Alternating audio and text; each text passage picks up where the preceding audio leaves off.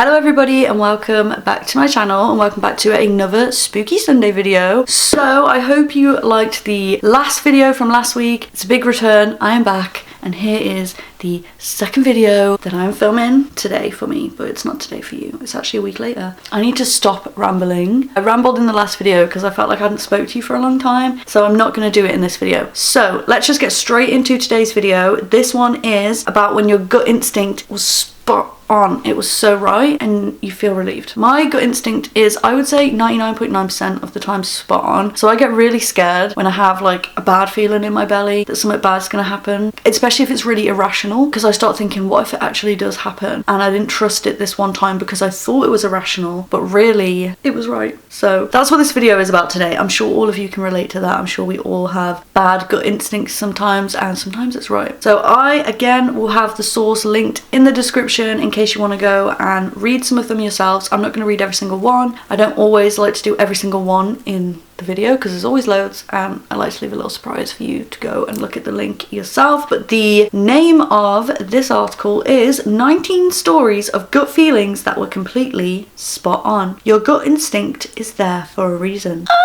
Okay, I'm excited for this one, so let's just get straight into the first story. The first story is called I Don't Know What Woke Me Up, and it says, manager of a group home. I woke up one day at 3:33 a.m. in a cold sweat, like something screamed at me to wake up. I felt uneasy and I walked to the house. Turns out a kid had woken up and gone to eat something out of the fridge. Was on the ground choking. Staff was asleep. Literally Hemlich the dude back Hemlich. Shut up, Khlo. I feel too embarrassed to carry on. But I'm going to. When you realise what this word is, you're gonna rip me in the comments, and I'm ready for it, okay? Was choking on the ground, staff were asleep, literally Heimlicked the dude back to life. Hemlich. Moving on. If I had been asleep 5 more minutes, he would have died. To today, I don't know what woke me up in the dead of night like that. I am in a room on the other side of the house, so no sound would have woken me up. I am so glad that you woken up and you managed to save that person's life. I can't get over the fact that I said the word Heimlich wrong, but I really want to so I can like talk about this story, so let me just block that out of my brain a minute. Anyway, I feel like that's common. I feel like I've heard that so many times where people have had an instinct where something was really wrong with someone else, and either they've rang them, usually they'll ring them, like if they're connected to somebody, but never in a way where it's someone that you're just looking after, but maybe they were connected to all the kids in this home that are living there that they're looking after. But the gut instinct is a powerful thing. You save someone's life. That is insane and amazing. Okay, this one says, the gut reaction was enough for me to return to camp. I was solo backpacking within Ino National Forest. I had just set up camp and was walking beyond this lake and up above the tree line. After walking about a quarter of a mile up this meadow, the hairs on my neck began to stand up straight. Instant chills. I didn't know what the reason was, but the gut reaction was enough for me to return to camp. The next morning, on the way back to the car, a ranger asked me to be careful. Mountain lion sightings in the area. I think I found out why my internal alarm went off. At least it was mountain lions. I was scared it was going to be something like a murder or a ghost, or you know what I mean? Something a little bit more, not spookier than a mountain lion, but you know, something a little bit more unexplainable than a mountain lion. I've never seen a mountain lion. I need to search what they look like because I hear these in stories all the time. I'm gonna search it and then I'm gonna insert the picture that I find online. It's showing a cougar. Is a mountain lion a cougar? Anybody that knows what mountain lions are? Is that what it is? Because it's given me a picture of a cougar. Here's a picture that just says mountain lion. So I don't know if this is a cougar or not, but this is what it's saying a mountain lion is. And then the other pictures are cougars. So if you know what one is, let me know if that's right. It's kind of cute. I would want to pet it. I would want to go up to it and hug it. That's my toxic trait. My toxic trait is I would want to hug a mountain lion and it would kill me. I'm stupid. Don't do what I do.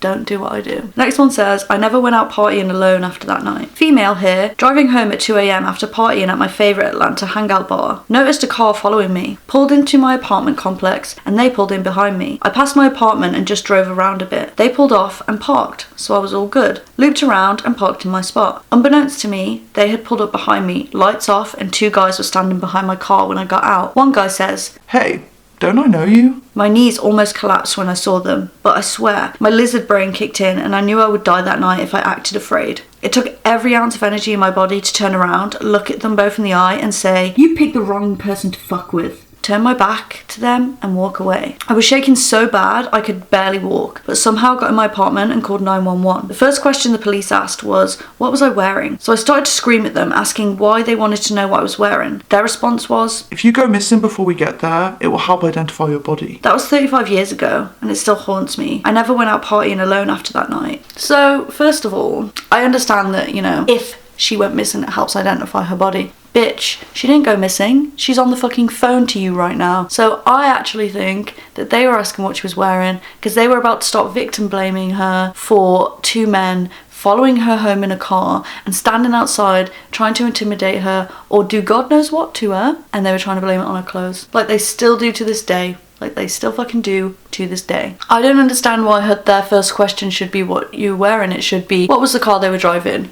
Do you know the registration number? What did they look like? What were they wearing? That should be the first questions. You're not going out looking for her to catch from raping or harming other people. You're going to look for them. So saying, oh, you know, we just, in case you went missing, we just wanted to know what you were wearing. She's back in the apartment now. Could be in pyjamas. If she went missing from now, she'd be wearing something different. Poor excuse, poor behaviour. You suck and you failed your job. And that's all I would like to say on that. The next one says, if something is wrong, it probably is. This was in the late 80s. I was coming home at about 2 in the morning and I was walking home. Across the street, walking in the opposite direction, was a fabulously dressed up drag queen, obviously heading home from doing a show. Behind them were 6 drunk chads. The energy was just off. So I crossed the street, walked up beside her and said, hi, my name is Flaming Whisk and I'll be escorting you home. I'm guessing Flaming Whisk is like their name online and they don't want to use their real name. We linked arms and strutted back to her place, with the chads making rude comments and threats the whole way. Sadly, the next day there were reports of several bashings in the area with a large LGBTQ plus community. The person I walked home was my friend for 25 years until their passing. My dad,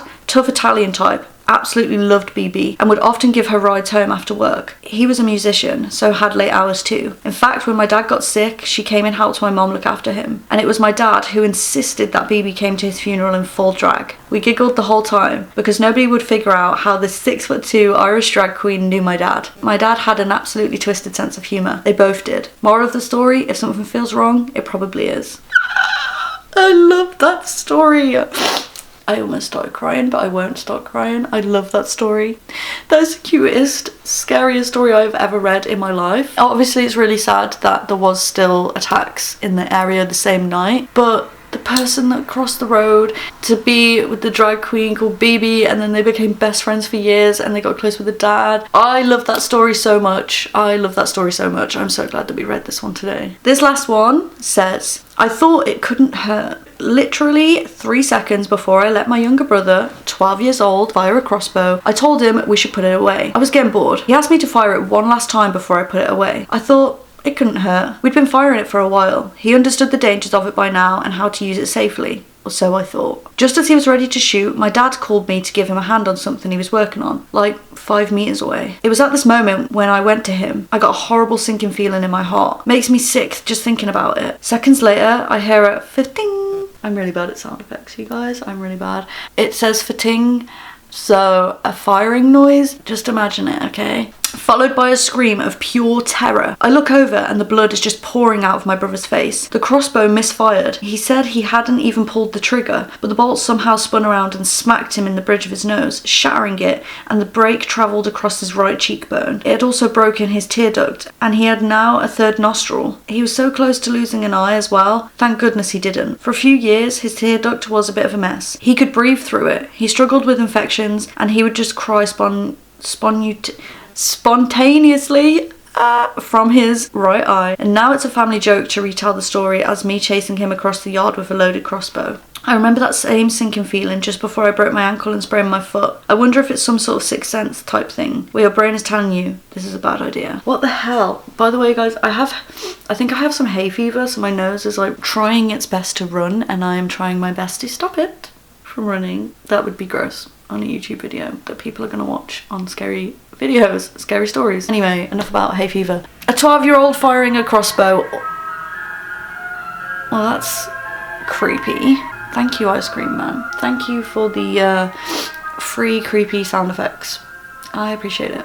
It's also raining, so why is there an ice cream man? What's it mean when a crossbow misfires? Does anybody know that has ever fired a crossbow? Does that mean that instead of firing forward, it fired backwards? What goes on a crossbow? Let me search it, because I need to know. Crossbow images. Jesus, they look terrifying. Right, I'm going to insert the picture that I have seen on my phone. This is apparently what a crossbow looks like. So the back of the crossbow, if it misfired, did the back bit go into the nose, not the pointy bit? Is that what it means? Or did the pointy bit go into their face? Oh, I'm surprised that they're still alive. If it went like into their head and went into their brain, they could have died. That is insane. Moral of the story, do not let 12-year-olds play with weapons, and especially alone. Not good. Anyway, that is the end of today's video. I hope you all liked it. I hope you found these spooky and scary. I feel like a lot of them were insightful rather than scary, but nonetheless, I hope you still liked it. If you liked it, please remember to smash a massive thumbs up. Remember to subscribe, and until next time, I will see you all soon.